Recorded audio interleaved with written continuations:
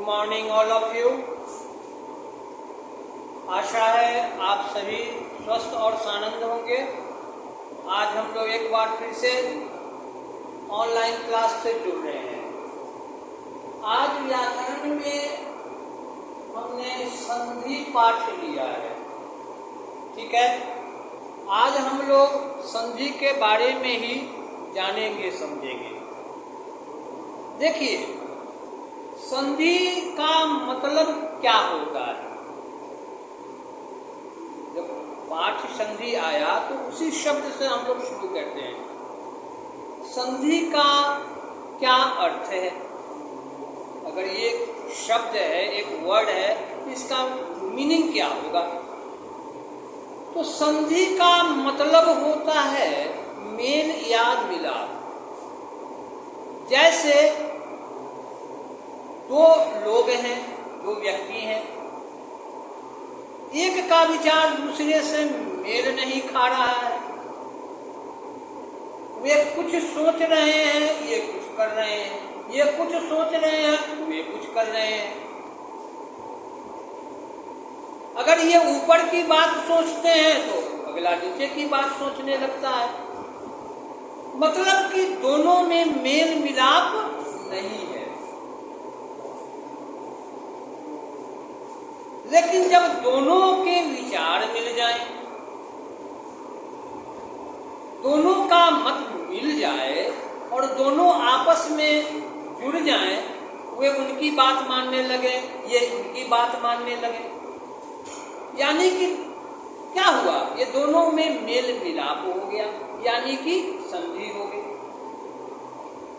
उसी तरह से दो देशों की बात करते हैं, अपने देश भारत और पड़ोसी देश पाकिस्तान की बात करते हैं।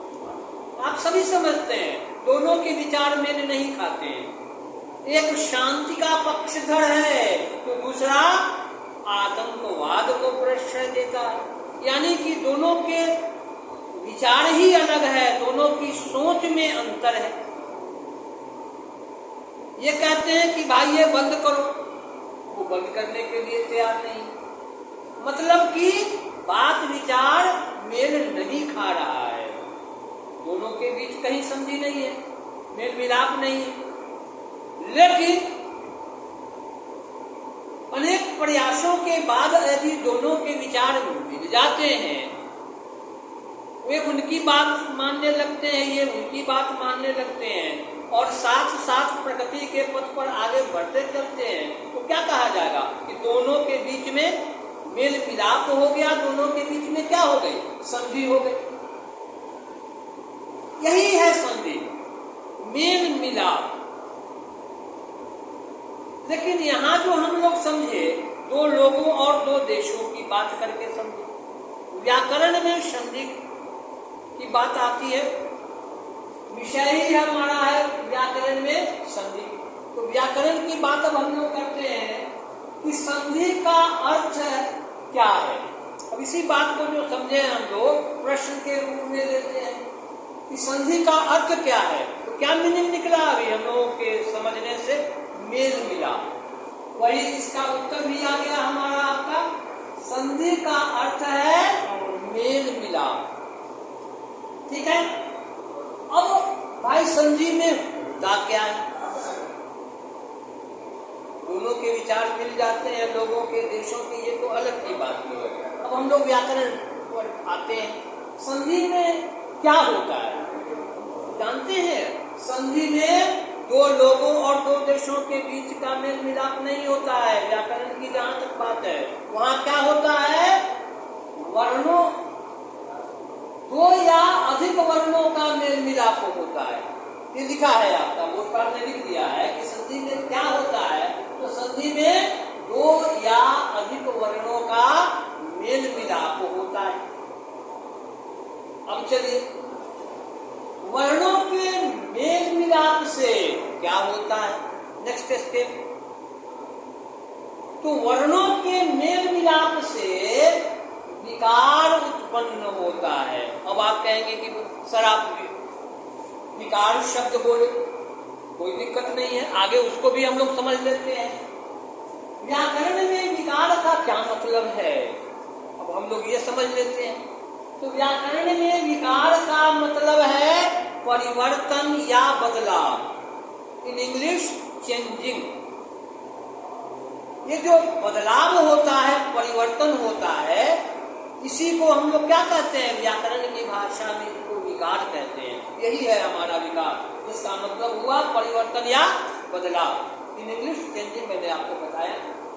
अब चलिए व्याकरण में संधि किसे कहते हैं, होता क्या है, ये तो हम लोग समझ लिए कि दो या अधिक वर्णों का मेल मिलाप होता है संधि में, ये तो हम लोग समझ लिए हैं। अब व्याकरण में संधि किसे कहते हैं, और कहते हैं तो कुछ उदाहरण देकर के बताइए, आप उदाहरण बताइए, समझ जाकर के क्लियर होगा भाई। तो चलते हैं आगे कि दो या अधिक वर्णों के, दो या अधिक वर्णों के मेल मिलाप से जो परिवर्तन या बदलाव या विकार, अब हम तीनों शब्द ले रहे हैं, एक साथ जोड़ रहे हैं, उत्पन्न होता है, व्याकरण में संधि उसी को कहते हैं। एक बार फिर से समझिए, व्याकरण में संधि किसे कहते हैं, उदाहरण बताएं। तो दो या अधिक वर्णों के आपसी मेल मिलाप से जो परिवर्तन या विकार उत्पन्न होता है, उसे ही व्याकरण में संधि कहते हैं। अब कह रहा है तो उदाहरण बताएं। तो जैसे देकर के आते हैं हम लोग, जैसे यहाँ दो वर्ण हम लोगों ने दिया, आप देख रहे होंगे, अ, जोड़, अ, जोड़ मतलब योग, जुड़ना, जुड़ा। अब दोनों का जो मिलना हुआ, मिलन हुआ, मेल मिलाप हुआ, तो इससे क्या होता है? जब विकार उत्पन्न होता है, परिवर्तन पैदा होता है, बदलाव आता है, तो दोनों मिलकर के जो बदलाव आया वो क्या है? आ बना। यही दो वर्णों का मेल मिलाप यहाँ पर है, आप समझ गए, देख लीजिए, कोई दिक्कत? अब चलिए, अब इसको शब्दों के माध्यम से समझते हैं। शब्द जोड़ अर्थ हम लोग लेते हैं। अब देखिए, पहले ही हम लोगों ने वर्ण विचार में पढ़ा था कि जितने भी व्यंजन वर्ण हैं, उनमें स्वाभाविक रूप से और स्वर मिला हुआ है, नहीं सुनेगी। जब तक ये स्वर वावेल उसमें नहीं मिलेंगे, मिले नहीं होंगे, तब तक हम व्यंजन वर्णों को बोल ही नहीं पाएंगे। परिभाषा में भी आप लोगों ने समझा होगा इस बात को। खैर अभी वो हमारा विषय नहीं, विषय यहाँ है। तो शब्द के अंत में जो द है, उसमें अ स्वर सुनाई दे रहा है, द, और की ध्वनि सुनाई पड़ रही है, द। तो शब्द, अब इसका जो अ हुआ अंत में आ गया यहाँ, और योग किससे हो रहा है? अर्थ से। तो स्टार्टिंग में ही अ है, तो ये जो अ और अ मिला तो क्या बना? आ बनेगा। तो यहाँ बना शब्दार, यानी यहाँ जो ये मोटे अक्षर में ये आ है, जब अ स्वर व्यंजन वर्णों के साथ जुड़कर लिखे जाते हैं, तो वे स्वाभाविक रूप से नहीं लिखे जाते हैं, बल्कि एक चिन्हों के रूप में लिखे जाते हैं, जिसको मात्रा कहते हैं। ये पहले हम लोगों ने जाना है। तो ये आ की मात्रा के रूप में मिला, यही पर ये विकार या परिवर्तन हुआ, पैदा हुआ, इसी को हम लोग यही पर संधि हुई, यही मेल मिलाप हुआ, यही संधि है। तो क्या बना? शब्द जोड़ अर्थ, शब्दकार। एक उदाहरण समझ लीजिए। अब दूसरा लेते हैं, आ जोड़ आ। अब आ और आ आपस में मिलेगा, आ और आ का मेल मिलाप होगा, तो क्या परिवर्तन होगा? क्या बदलाव आएगा? आ ही बनेगा। अब इसको देखो, यहाँ विद्या, यहाँ पर आ है तो ये आ जुड़ गया। अब आलय, इसके बाद आलय जुड़ रहा है उसमें, तो आलय के शुरू में ही आ है, तो आ जोड़ आ मिला तो क्या बना? आ ही बना, आ ही होगा। तो ये हो गया विद्या जोड़ आलय, विद्यालय। दो उदाहरण से ही हम लोग समझ लेते हैं, बाकी ढेरों सारे एग्जाम्पल्स तो हो सकते हैं, उदाहरण दिए जा सकते हैं, ठीक है, लेकिन तो ही से हम लोग समझ लेते हैं, सबके साथ इसी तरह से बातें होती है, ठीक है। अब आइए, अब संधि के कितने और कौन कौन से भेद किए गए हैं, मुख्य रूप से इसके कितने भेद हैं, अब इसको हम लोग जानते हैं। तो जान लीजिए, संधि के मुख्यतः 3 भेद किए गए हैं, 3 kinds, ठीक है, 3 भेद हैं। तो हम लोग उत्तर में लिखते हैं कि संधि के मुख्यतः 3 भेद किए गए हैं। पूछ रहा है कौन कौन से भेद किए गए हैं, तो नाम हम लोग दे देते हैं। पहला स्वर संधि, दिख रहा होगा आपको, दिख रहा है। दूसरा व्यंजन संधि, और तीसरा विसर्ग संधि। यही 3 संधि है। इसमें भी जो भेद सब है, इसके भी भेद किए गए हैं, तो भेदों को भेद भी हैं। अब हम लोग सेकेंड स्टेप में इससे आगे जानेंगे। अब इस पाठ को हम लोगों ने जो जाना समझा, उसको 6 प्रश्नों के रूप में हम लोगों ने ढाल लिया, बना लिया। पहला प्रश्न क्या बना, अब आइए बोर्ड पर चलते हैं। पहला प्रश्न था कि संधि का क्या अर्थ है। तो इसका उत्तर हम लोगों ने क्या किया था, क्या समझे थे इसके बारे में, कि संधि का अर्थ है मेल मिलाप। क्लियर।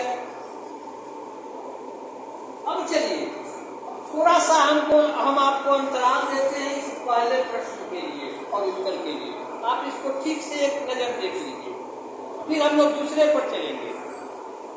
देखिए, मैंने हाथ हटा लिया आपका, क्लियर हो गया होगा। और भी चलिए अब दूसरे पर आते। संधि का अर्थ तो समझ गए, अब संधि में क्या होता है। तो संधि में 2 या अधिक वर्णों का मेल मिलाप होता है, लोगों और देशों का नहीं। व्याकरण में संधि में 2 या अधिक वर्णों का मेल मिलाप होता है, दिमाग में रखना है। आगे हम लोग समास चैप्टर पढ़ेंगे तो वहां भी इसका काम आएगा। एक सवाल वहां भी फंस जाता है दोनों चैप्टर को मिलाने से। खैर चलिए, अभी आइए संधि में क्या होता है। तो ये हम लोग जान गए कि 2 या अधिक वर्णों का मेल मिलाप होता है। यहाँ 2 वर्णों का मेल मिलाप हम लोगों ने समझा। अब तीसरे वर्ण का देख लीजिए, यहाँ देख लीजिए, सत, जोर, चित, जोर, आनंद।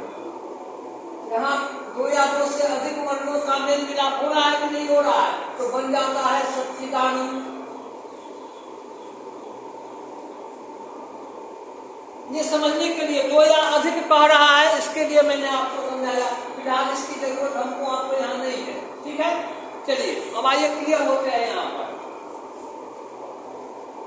अब तीसरा प्रश्न हम लोगों ने बनाया इससे कि वर्णों मेल मिलाप तो संधि में होता ही है वर्णों का, लेकिन वर्णों के मेल मिलाप से क्या होता है भाई। वर्णों के मेल मिलाप से क्या होता है, तो वर्णों के मेल मिलाप से विकार उत्पन्न होता है, और विकार का मीनिंग भी हम लोगों ने समझा है। चलिए आगे भी उसको समझ लेते हैं। व्याकरण में विकार का क्या मतलब है, ठीक है। तो विकार, व्याकरण में विकार का मतलब है परिवर्तन या बदलाव। In English changing. क्या होता है, परिवर्तन या बदलाव, यानी चेंजिंग। यही विकार का मतलब है। अब चलिए, अब व्याकरण में संधि कहते किसको हैं, अब हम लोग इसकी परिभाषा पर आते हैं। व्याकरण के दृष्टिकोण से संधि किसे कहते हैं, संधि है क्या, इसको हम लोग उदाहरण के साथ जानते हैं। कह रहा है कि व्याकरण में संधि किसे कहते हैं, उदाहरण बताएं। यानी सजोड़ उदाहरण, उपसर्ग है जिसका मतलब होता है के साथ, यानी सजोड़ उदाहरण सोदाहरण हो गया, यानी उदाहरण के साथ हो गया। एक और एग्जांपल इसके लिए क्लियर करने के लिए ले लीजिए, जैसे सपरिवार। कहीं कहीं से आपके यहाँ आमंत्रण पत्र आता होगा, कार्ड आते होंगे, उस पर लिखा होगा सपरिवार आमंत्रण, नहीं, तो सपरिवार का मतलब क्या हुआ? स का मतलब हुआ स उपसर्ग है, जिसका मतलब हुआ के साथ। सपरिवार का मतलब क्या हुआ? परिवार के साथ। नहीं, तो यहाँ सोदाहरण हुआ उदाहरण के साथ। तो उदाहरण के साथ हमको बताना है व्याकरण में संधि किसे कहते हैं, तो उदाहरण बताना, ये प्रश्न बना था। तो देखिए होता क्या है, ये पहले जान लिया कि दो या अधिक वर्णों का आपसी मेल मिलाप। तो वहीं से शुरू करते हैं इसकी परिभाषा। दो या अधिक वर्णों के आपसी मेल मिलाप से जो परिवर्तन या विकार उत्पन्न होता है, पैदा होता है, उसी को क्या कहते हैं? तो संधि कहते हैं। किसे कहते हैं? दो या अधिक वर्णों के आपसी मेल मिलाप जो परिवर्तन या विकार उत्पन्न होता है, उसे ही व्याकरण में संधि कहते हैं। जैसे पहले भी मैंने समझाया है, अ जोड़ अ बराबर है या, शब्दों के माध्यम से शब्द जोड़ अ बराबर है शब्दार्थ। अब आइए दूसरा उदाहरण, आ जोड़ आ बराबर है या, आ ही बनेगा। इसका आप शब्दों के माध्यम से समझते हैं, विद्या जोड़ आलय बराबर है विद्यालय। अब यहाँ पर संधि हुई कहाँ? तो शब्दार्थ में यहाँ जो दा है यहाँ पर संधि हुई, विद्यालय में जो यहाँ पर आ है तो वहां पर संधि हुई। मोटे स्टैगर्ड लेटर में इसको समझा दिया गया है, आपको मात्रा में समझा दिया गया है आपको, ठीक है ना। अब चलिए संधि के कितने और कौन कौन से भेद होते हैं? तो संधि के मुख्यतः 3 भेद किए गए हैं। संधि के कितने और कौन कौन से भेद किए गए हैं, यदि आपसे कोई सवाल करे तो उसका जवाब होगा कि संधि के मुख्यतः 3 भेद किए गए हैं। कितने भेद किए गए हैं? 3 भेद किए गए हैं। पहला स्वर संधि है, दूसरा आपको दिख रहा है व्यंजन संधि है, तीसरा विसर्ग संधि। ये भी क्लियर है, बोर्ड पर आपको दिख रहा है, ठीक है।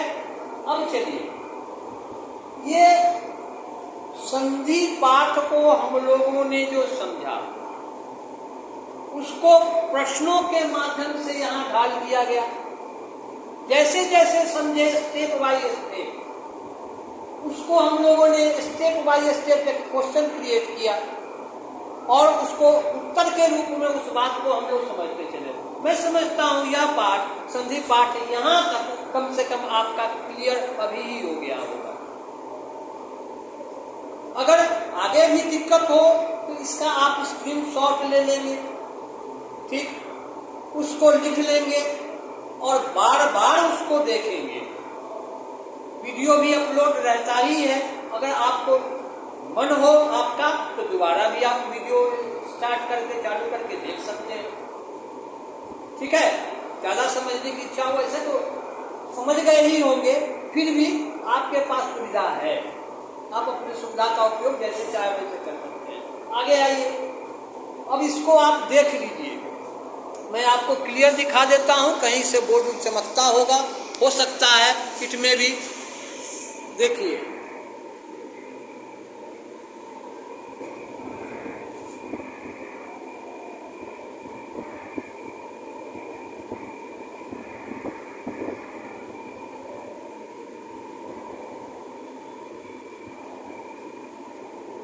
अब इसको थोड़ा नीचे से भी जहां चमक रहा है वहां भी उसकी चमक मैं हटाता हूं, कोशिश करता हूं कि आपको वो दिख जाए।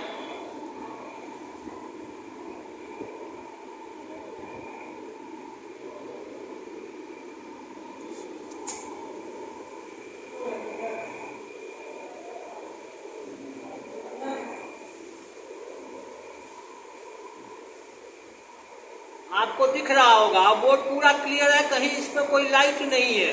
इसका आप स्क्रीनशॉट ले लेंगे और फिर आगे क्या करेंगे, उसको लिख लेंगे। चलिए फिर बोर्ड पर हम लोग आते हैं, जैसे थे वैसे उस मोड में। चलिए फिर इसको क्लियर किया जा रहा है, क्लियर भी है। चलिए